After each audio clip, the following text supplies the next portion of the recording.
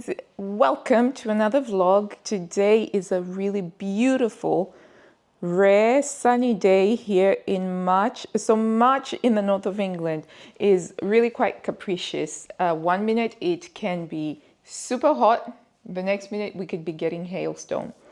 So I am taking advantage of the slightly prolonged hotter weather. We've had this for a couple of hours now this morning. So I'm going to one of my favorite places to go to, which is a garden center. And I'm going to be picking out a lot of new spring plants and some bedding plants that I will be putting out. So come along with me for that. It's going to be so much fun. It's wonderful. There's just so much color now. Look at these flowers, some yellow roses, and I also have some yellow tulips upstairs. Everything is just really bright and blooming and blossoming. Oh, I've also got some tulips down here as well.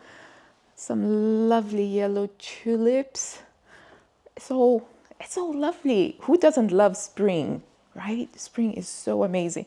So I'm just going to have my meal, which is some yogurt and blueberries, and then I'll get ready to go to the garden center. My yogurt making adventures have been going really well. So when I make the yogurt, I transfer it into these tall Tupperwares here, and I get the yogurt. And this lasts me maybe about a week if the kids are also eating the yogurt, but probably about 2 weeks if it's just me. And yeah, and so I'll have it with some blueberries, and I try and make sure that I have 125 grams each serving, thereabouts. That's the recommended one from this book called Super Gut. And so I kind of eyeball it, but it is so lovely and thick and creamy. It's almost like it's ice cream and feels very decadent and yet super healthy. This goes back into the fridge. And I've taken a real liking to frozen blueberries.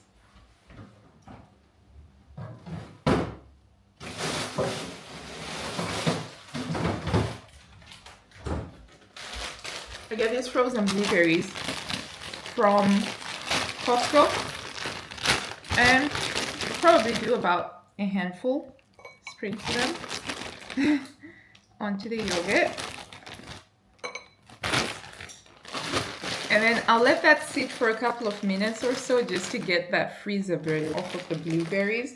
And whilst that's happening, I'll probably go fold the laundry.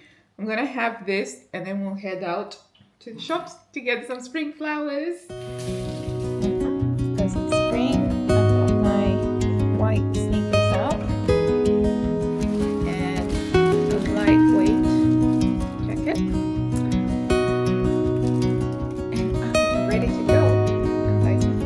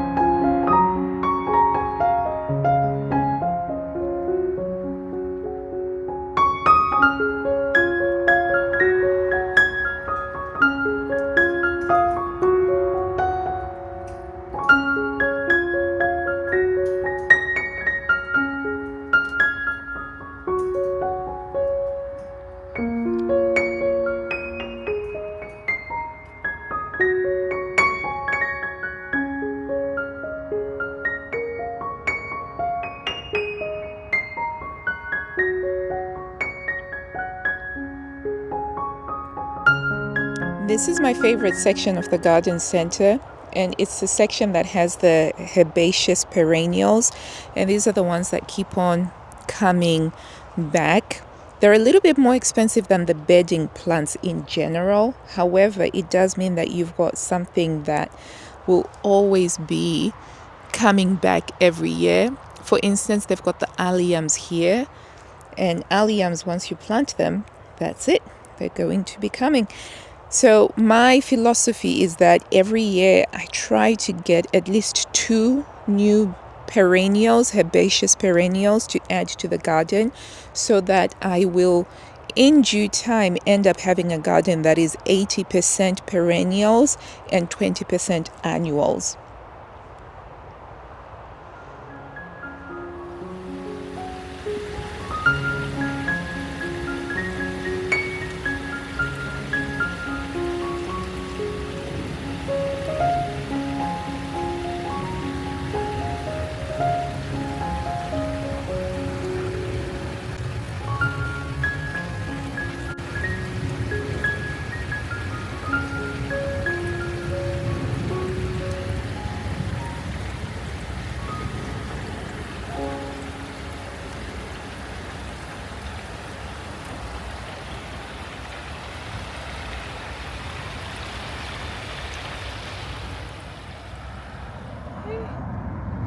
That's me in the car.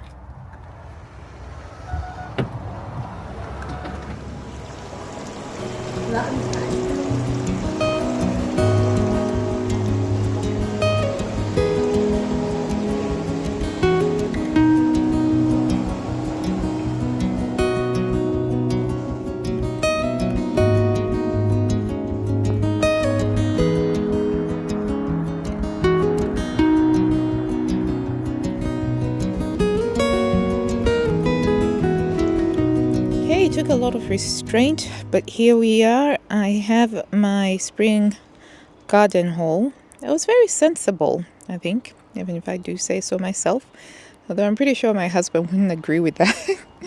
But yeah, got a lovely assortment of colors here, a lovely mix of perennials, which will come again and again, and they're always such a great investment. And over time, you'll be able to split them and have more to give away to friends, to neighbors, and to also put out across the rest of the garden. So overall, not bad. So let me show you what I got. I'm pretty sure that the temperatures are actually nearly 18 degrees, because that could be the only explanation for me to be comfortably outside in a short-sleeved t-shirt without any thermal layers, and I'm feeling perfectly fine and comfortable. That is how hot it is. But do not be deceived, fellas, because this is typical English unpredictability of March.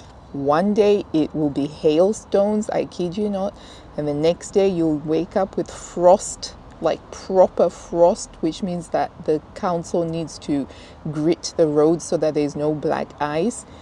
And by the time you get to the afternoon, it is hot like this. So I am not in any way thinking that this means we've completely turned the corner and that I can start getting some of my tender seedlings out. That's still some far way off. But I've got some lovely bedding plants that will just be able to give a really nice, vibrant spring look to the house. I like to put colorful flowers on the entryways so that as we are getting back into the house, there's just a lovely energy there.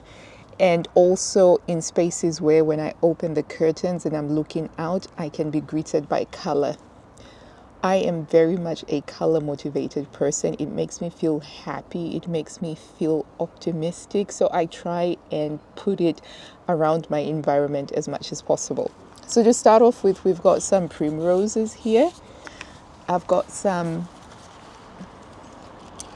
purple ones, purple primroses. Let's see if we can move to a section that's got some better light. Is it better over here? Okay, I think that this is better over here.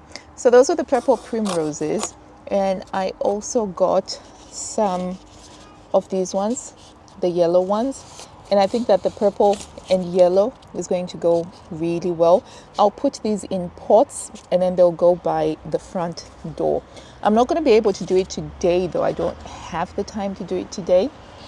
The other colors that I got, well, to be fair, they only had 3 colors available. It was these ones, which are sort of a red, a bright red with a yellow center, and the yellow ones, and then I got the purple ones from the other garden center. So these ones are pretty good. I've never been able to make these survive beyond 1 season. I just count them as bedding plants, and they were really good price. It was only £1 each, so I got 5 of them for £5, so really good price. The other bedding plants that I got are some pansies and violas, and you can never go wrong with pansies and violas.